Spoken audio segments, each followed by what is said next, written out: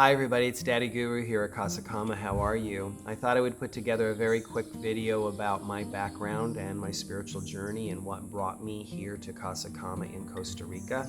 A lot of people have just kind of been wondering what has been my spiritual journey that brought me to this point.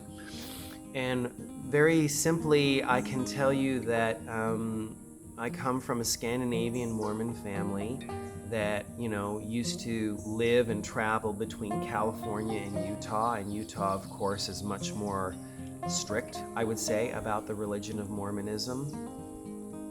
And, my mother was the daughter of a very prominent LDS leader. He was a patriarch, and he was very well revered. And my mother did everything that she possibly was requested to do as a Mormon mother, and it never really fulfilled her, and she knew that there was something more. And so she started to explore more philosophies, more religions. She began looking into reincarnation, Hinduism, Buddhism, many other different philosophies. And from there, she disconnected more and more from the church. It's a bigger story than that. There was a lot of politics and family drama going on as well, but in the end what occurred was this need to find something more meaningful, and through that she was excommunicated from the Mormon church, and that began her 20 years of deprogramming. With that deprogramming, she also learned new things that aren't necessarily new, but were new to her.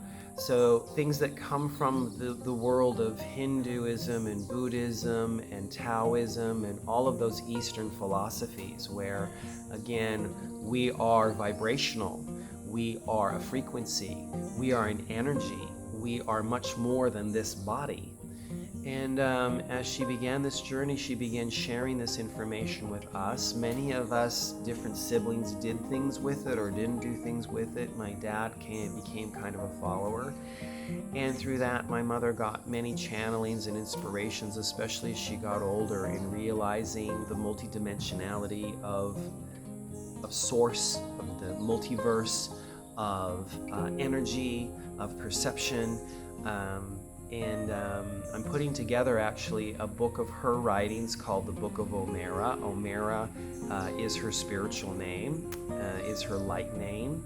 And with that, she gave those writings to me before she died, which was about eight years ago, I believe. She died in 2015, but she handed her gift to me, and she handed her dogma to me, basically, of what she realized. And now I'm taking it to another level. And it really didn't have significance until she passed away, and I could actually feel her energy and understand where she was going.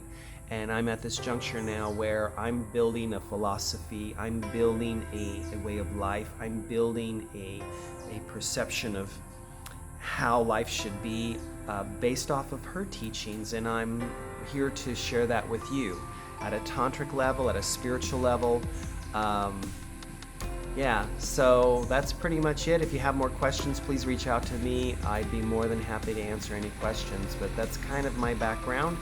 And I'm just gonna say, get out of your head, stay in your heart, namaste, sat nam, and have a beautiful day.